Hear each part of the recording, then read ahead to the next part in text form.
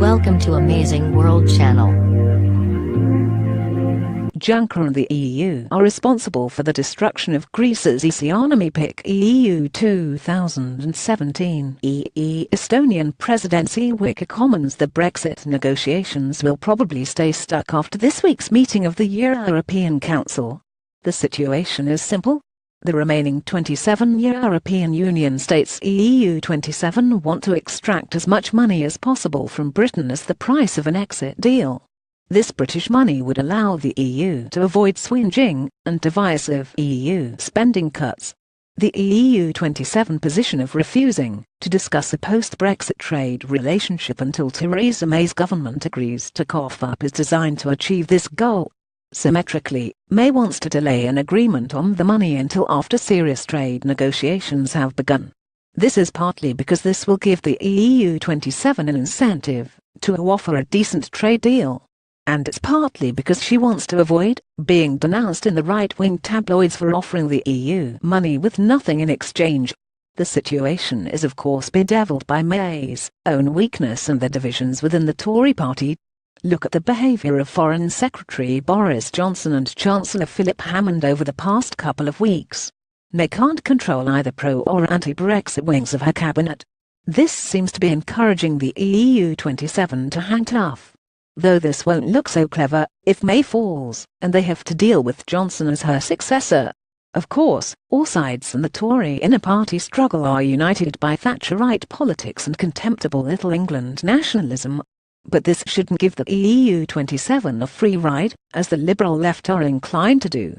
From the EU, we see the pure arrogance of power in the words of European Commission President Jean-Claude Juncker. "I'm not in a revenge mood," he said. "I'm not hating the British. The Europeans have to be grateful for so many things Britain has brought to Europe, during war, after war. But now they have to pay." Revealing Juncker was equally revealing when justifying the EU's support for the Spanish government against Catalonia. "If Catalonia is to become independent, other people will do the same," he said. "I don't like that. I don't like to have a euro in 15 years, that will be 100 different states." Juncker is the former Prime Minister of Luxembourg, a microstate whose main role is to serve as a tax haven for multinationals from outside Europe. Why should it enjoy the rights of an EU member state but Catalonia, a far larger and more populous country, be denied them? This is a sharp shift in EU ideology. When the Maastricht Treaty created the European Union in 1992, there was much talk of how political decentralization, subsidiarity and use-back would flourish. Political scientists argued that Europe's multi-scalar governance would allow regions below the level of the existing nation-states to gain greater autonomy. This encouraged nationalist movements in places such as Scotland and Catalonia to seek independence within the EU. Propping the treatment of Greece and now Catalonia are the act of the EU. It's an imperialist cartel of states preoccupied with propping up its unworkable monetary union. Notice that Juncker says that giving Catalonia independence might threaten the euro. There is a logic to this stance. French President Emmanuel Macron wants greater economic integration in the eurozone. Germany, the dominant EU state, will only accept a more centralized enforcement of austerity. There's no room for subsidiarity in a EU-policed regime of permanent austerity.